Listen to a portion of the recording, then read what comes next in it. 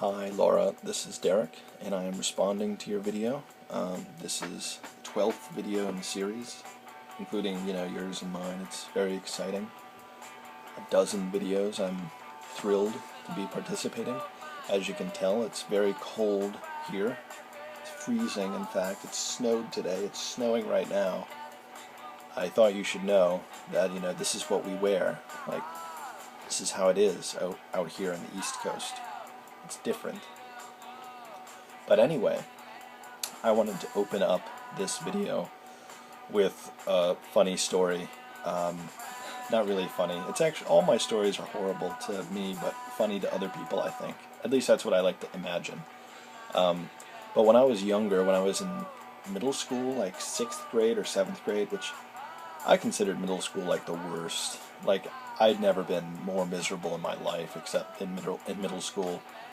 But I had like one really close friend, and his name was Aaron, who I actually found on Facebook, who I hadn't talked to in like 8 years or something. Anyway, I got this call from someone, and this is back in the day, like before caller ID, before you knew exactly who was on the other line before you even answered the phone. So I answered, and this person who was asking me for what the homework was in class, and I had this class with my friend Aaron, and I swore it was Aaron on the phone, and I said, hey, I was actually thinking of calling and seeing if you wanted to hang out today. Would you like to come over? And they were like, sure. And they were awkward about it, where Aaron was, I thought. And then I'm sitting there 30 minutes later, I see this minivan I've never seen in my life come over, and I have no idea. I'm sitting there and I just face palm, like a middle school kid face palming. It turns out that there was a girl in that class named Jessica whose voice I mistook. If you want to talk about sounding manly, I actually thought her voice was my friend Erin, so I invited her over, having never spoken maybe more than a sentence to her before in my life. And it was actually a very strange, somewhat pleasant experience. We walked around in the woods picking wild blackberries and talking about stuff. I don't know, that was the first time in my life that I ever hung out with a woman one-on-one, a girl, middle school. Anyway, it was the strangest experience. I don't know, I wouldn't consider myself a very social person, but strangely, I don't really have much aversion to meeting people that, I feel like I'm very adaptable, kind of like when I met you. I'm prepared always to meet people that I've never seen before and socialize, even if it's incredibly awkward, which this video I think is probably very awkward up to this point. But I've probably met people from Twitter, maybe 8 or 9 of them offline, just for fun, and it turns out in every case they're you're the first person I've hung out with from Twitter, and they're I thought you were gonna kill me, and I'm very happy that you haven't, but I just thought you were. And so it's, I don't know, I don't have the fear of it maybe that some other people do. But anyway, I also wanted to respond to your video, and I have notes here on my computer screen. I thought it was funny that you agree with me about the apologizing and all that. I kind of look at it like a defense mechanism, in a way. It's you apologize for something, and in doing so you admit that you're wrong, or that you admit that your feelings or your inclinations were incorrect. I mean, that's the only reason to apologize for anything. And why would you do that? Why would you be the first person to call yourself wrong if you weren't afraid that anybody else could call you wrong? Someone just called me. I'm really not that popular. It was probably someone chasing me down for student loans. I don't know, because I didn't answer it.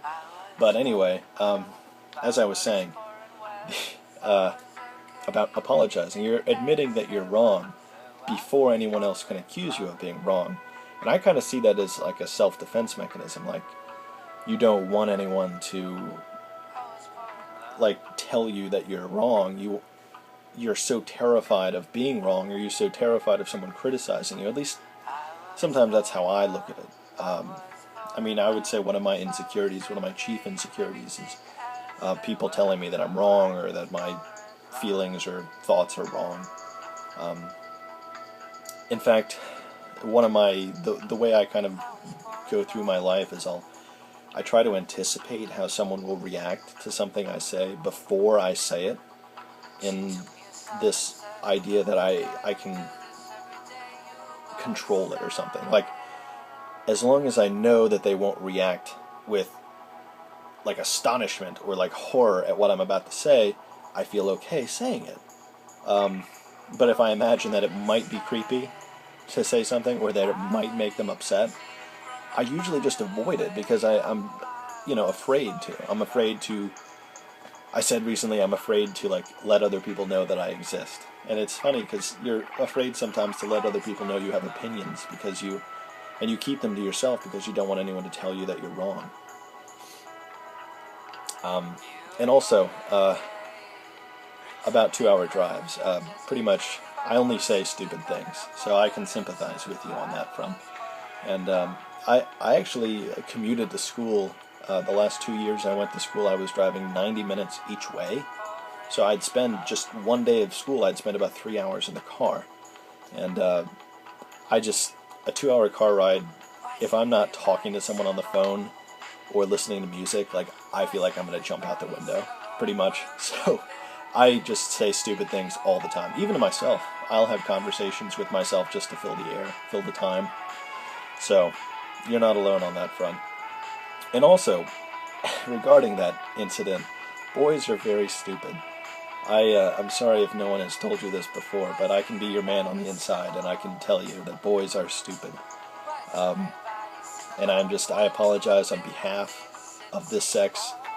But really, that guy is, you don't deserve that. I mean, that's just nonsense. I'm really kind of impressed. He must have been pretty awesome or something for you to agree to go out with him anyway.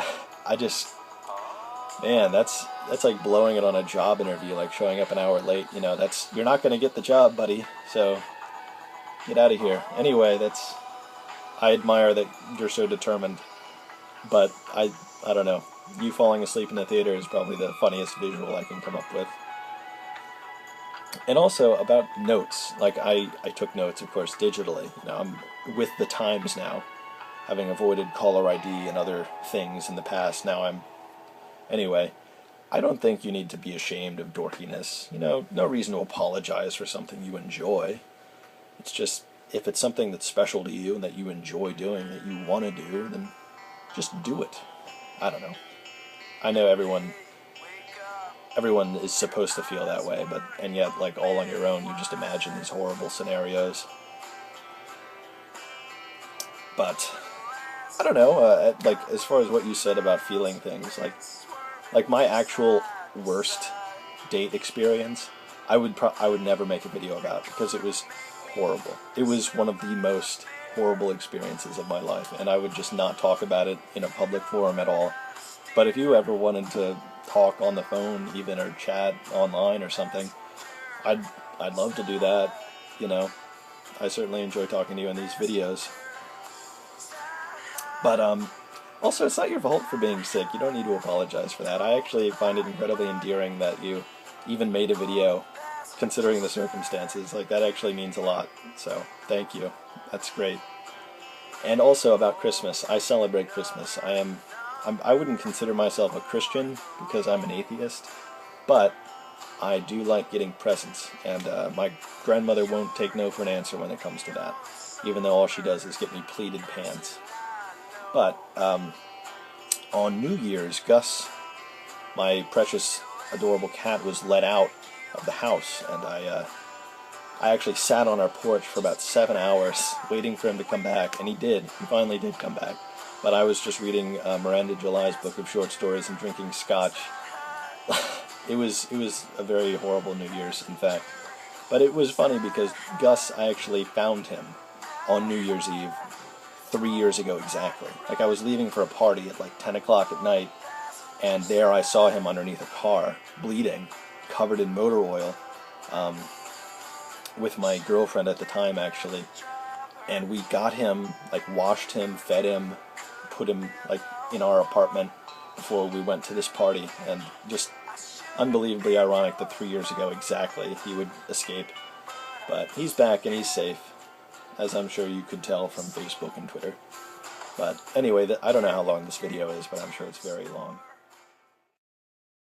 Okay, Laura, sorry about that. Another call, and I also had to take the hat off. It was too hot. Anyway, Gus and I are saying goodbye, and I can't wait to see your next video. Always looking forward to it, and I hope you have a good night. See ya.